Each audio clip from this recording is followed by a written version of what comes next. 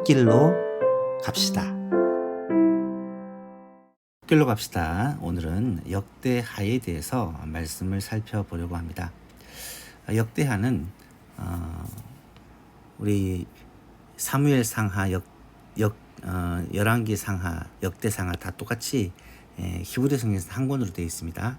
상하로 나눈 것은 분량을 좀 너무 많이 하지 않기 위해 편의상 후에 나눈 것입니다. 히브리어 제목이 시대의 사건들, 어떤 사건에 대한 기록에 초점을 맞췄다는 것을 알 수 있습니다. 유대 탈무드에서는 에스라가 기록했다라고 전하고 있습니다. 어떤 그런 기록의 내용들로 보나, 왜냐하면 이 역대 상하의 내용이 다윗 언약에 근거한 이 유다의 회복에 관한 내용이잖아요.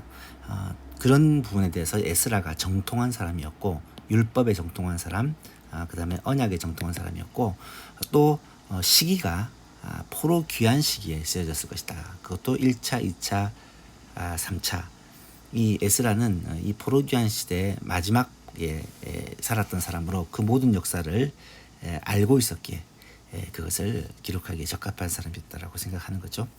기록 목적은 열왕기 상하가 북이스라엘과 남유다가 왜 멸망했는지, 이 말은 결국은 그들이 하나님의 말씀을 거역하고 우상을 섬김으로 말미암아 멸망했다라는 것을 보여주기 위해서 하나님을 거역하고 우상 숭배하는 것을 사실적으로 기록했다면, 역대상하는 그럼에도 불구하고 하나님은 왜 유다 민족을 약속의 땅으로 다시 돌아오게 하셨는지, 왜 회복을 하시는지, 회복의 근거를 말씀하기 위해 결국은 다윗과 맺은 언약, 그리고 솔로몬을 통해서 건축한 성전, 이 언약과 성전이 사실은 역대상하의 초점이다라고 말할 수가 있습니다.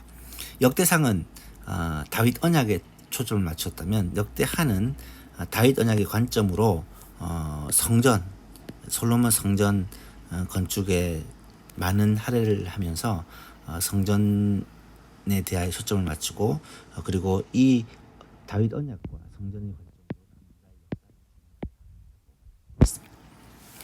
역대기와 열왕기와 역대기의 차이를 꼭 아셔야 됩니다. 이거는 너무 중요한 내용이기 때문에 여러분이 읽을 때 똑같은 역사 기록을 왜 두 개의 다른 성경으로 기록했을까? 그 이유가 있다라는 거예요.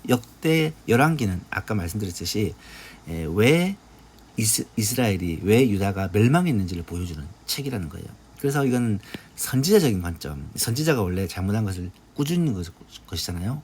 그래서 이 선지자적인 관점, 또 이 선지자적인 관점은 무엇을 가지고 책망하느냐? 모세 언약의 관점, 이거는 율법이죠. 율법의 내용을 가지고 하나님을 섬기는 것을 너희들이 거역했다.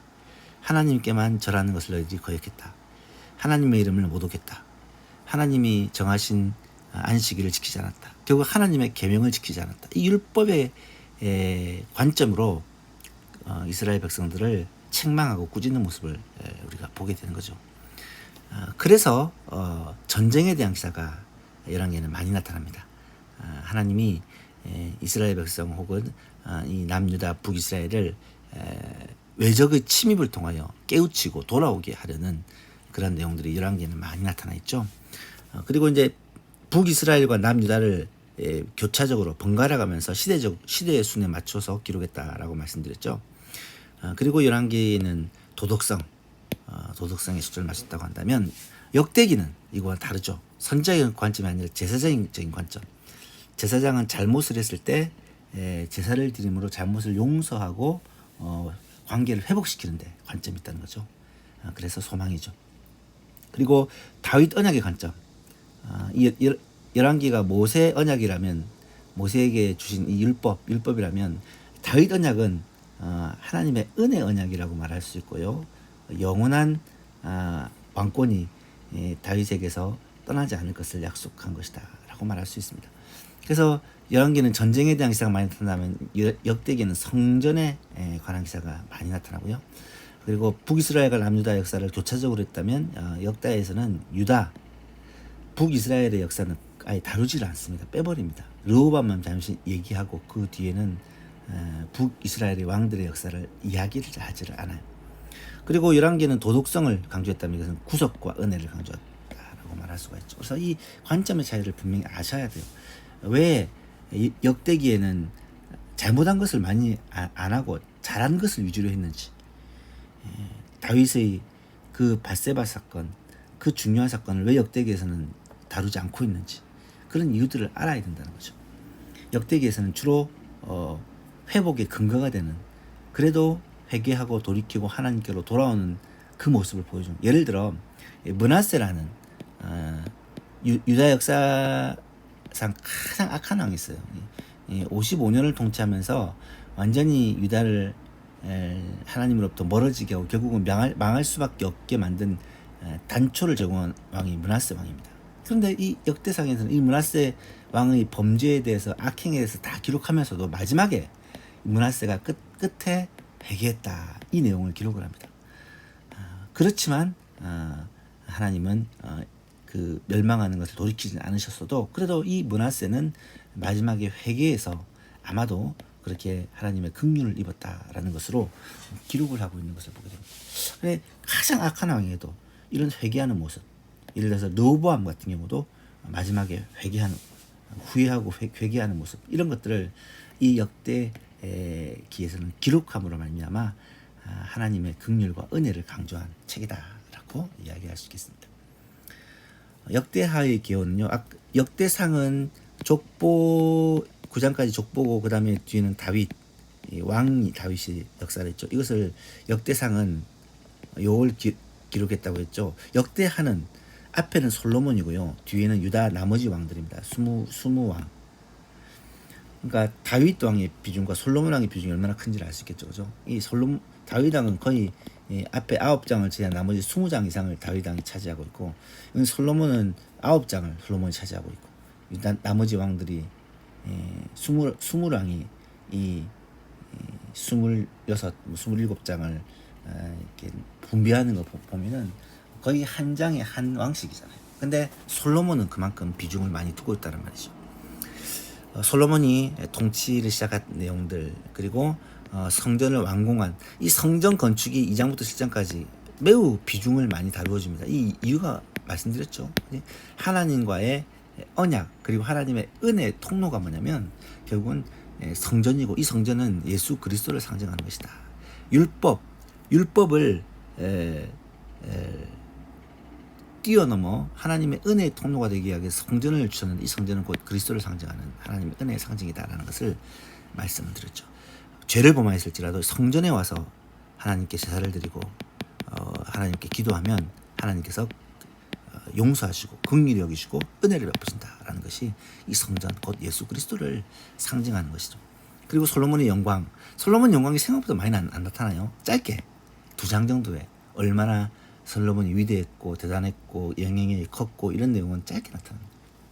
그리고 10장에 왕국이 북과 남으로, 북이스라엘과 남유다로 나누어진 사건부터 해가지고 첫 번째 르호보암 왕부터 마지막 이 시드기야 왕까지 역사를 쭉 20명의 왕 역사를 기록하고 있는 것을 보게 됩니다.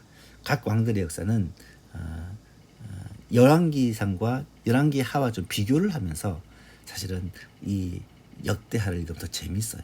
그래서 열왕기하를 읽고 이어서 역대하를 읽으면 열왕기하에는 이렇게 묘사했던 왕들이 역대하에는 또 이렇게 묘사하는 거라, 차이는 별로 없어요. 차이는 없지만 관점이나 그리고 악행을 좀 숨기고 잘한 것, 선행을 좀 부각시키는 그런 기록들이 많이 나타난다라는 것을 알 수 있게 되죠.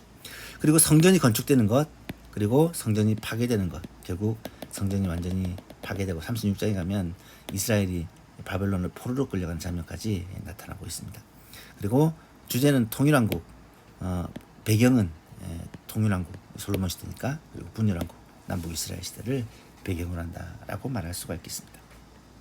역대기의 구조, 지난 시간에 얘기했죠. 역대상은 2가지를 했죠. 족보, 그리고 다윗. 그리고 역대하는 솔로몬, 그 다음에 유다 왕들. 그죠? 비중이 얼만큼 이 다윗과 솔로몬에게 맞춰져 있는지를 알 수 있죠. 그죠? 이게 역대상하의 내용이라고 말할 수가 있습니다. 솔로몬의 통치, 이 솔로몬의 지혜에 대해서 매우 관전. 이 솔로몬의 지혜에 대해서 우리가 기억나죠? 왕이 되고 나서 어떻게 하죠? 1,000번제를 하나님께 드립니다.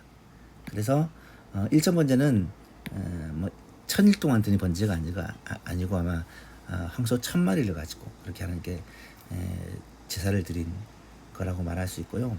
이렇게 제사를 드렸을 때 하나님께서 나타나셔서 무엇을 구하는지 주겠다 하니까 그때 솔로몬이 뭘 구하죠? 지혜.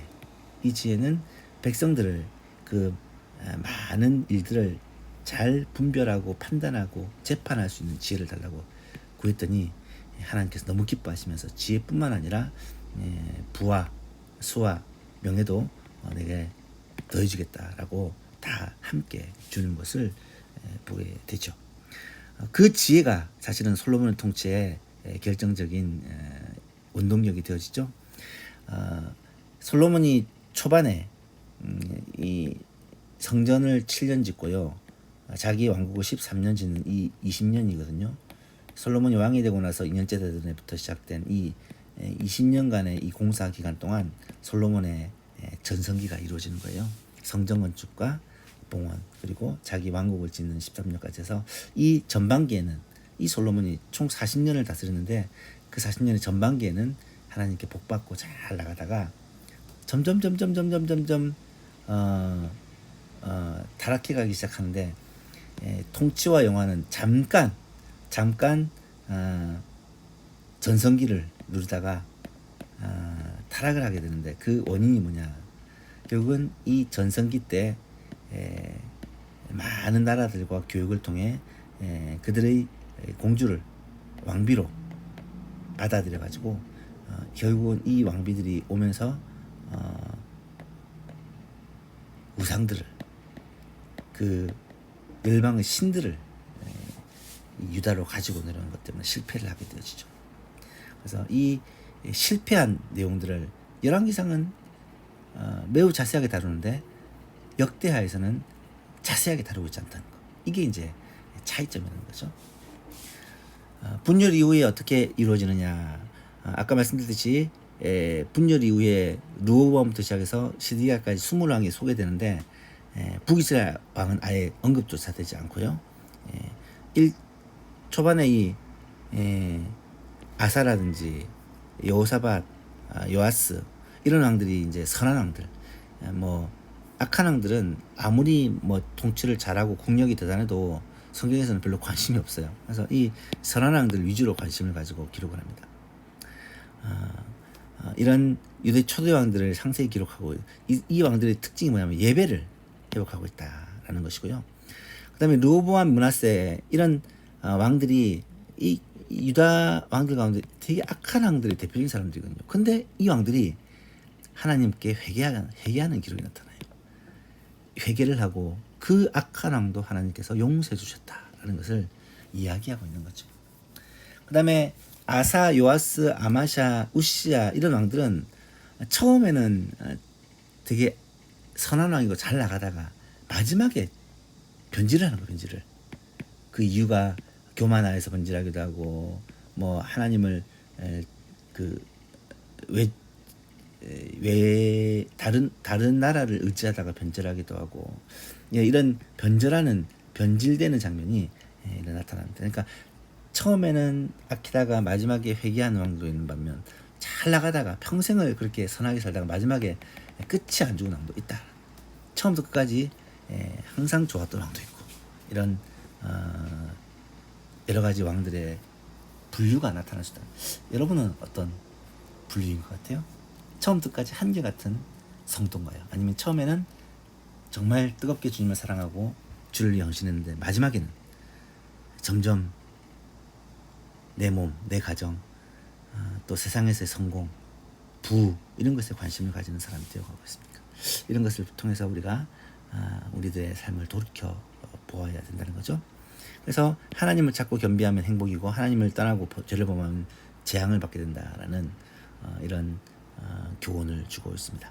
그리고 마지막 36장에는 이제 예레미야의 예언의 성취, 이스라엘의 새로운 시작이라고 표현해준 사심에서 그 이스라엘이 포로로 잡혀가고 나서 포로로 잡혀가면 끝이냐? 끝이 아니다. 다시금 회복이 있다. 이 회복은 어디서 나온 거냐? 예레미야를 통해 주시는 예언이 있다. 70년 예언이 있다. 그리고 이 회복을 통해서 새로운 시작이 될 것이다. 왜냐하면 다윗과 맺은 언약, 메시아 오실 때까지 이 다윗 왕국이 다윗의 그 왕권이 영원토록 가야 되기 때문에 그래서 새로운 회복을 약속하고 있는 장면이 역대하의 마지막 부분입니다. 결론 역대기의 기대는 다윗과 솔로몬의 영광의 회복. 여기 말했죠. 이거는 뭐랬죠, 그죠? 다윗과 솔로몬 한 왕의 역사가 아니라 하나님 나라의 예표라 했죠, 그죠? 예표, 그림자. 다윗과 솔로몬 왕국은 하나님 나라의 예표다. 그래서 굉장히 중요한 의미를 가지는데 그 회복의 중심에는 뭐가 있다? 성전과 예배가 있다. 성전과 예배가 있다. 성전과 예배는 하나님을 만나는 그 자리고 하나님의 말씀이 선포되는 자리고 하나님의 그 뜻에 순종하는 자리다. 그래서 오늘 우리도 다윗의 영광을 성취하신 예수 그리스도 안에서 예배를 드릴 때 이 예배는 하나님과의 만남이고 하나님의 말씀과의 만남이고 예수 그리스도와 성령 안에서 우리가 하나님과의 진정한 교제와 회복이 성취가 되어진다. 그래서 구약의 이 다윗이 예표라면 그 다윗의 실체는 예수 그리스도다. 다윗이 그림자라면 그 본체는 예수님이다. 이것을 보여주고 있는 것이죠. 이번 주에 역대하 말씀을 읽었으면 좋겠어요. 30절까지. 이번 주에 다 못 읽더라도 시간이 있습니다. 왜냐하면 8월에는 방학이거든요. 8월은 방학.